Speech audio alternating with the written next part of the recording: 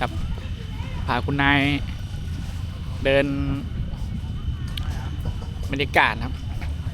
มาหาอะไรกูขายของอีกมึงก็กูจะได้ อันนี้กำลังหมกมุ่นอยู่กับไอหอยที่อะไรนะหอยกินหอยละโดบอ่ะเรียกหอยแมงคู่นะครับ นางลม อุ้ยหอยนางรมเนาะโอ้หอยแมงคู่มันไม่ขึ้นใช่ไหม ขึ้นเหมือนกัน ขึ้นอะไรครับ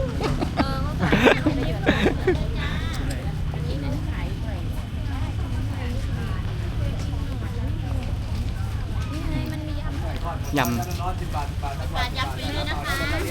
เอาดิ ย่างเลยนะคะแล้วดูก่อนได้ค่ะ ยำมาม่ายำมาม่า ใส่จานได้เลยค่ะ เอาดิ น่ากินจังเลย ปรุง เลือกได้เลย กวาด ไหนอันไหน นี่ไม้ละ10 บาทใช่ไหม กินตีนไหม ไก่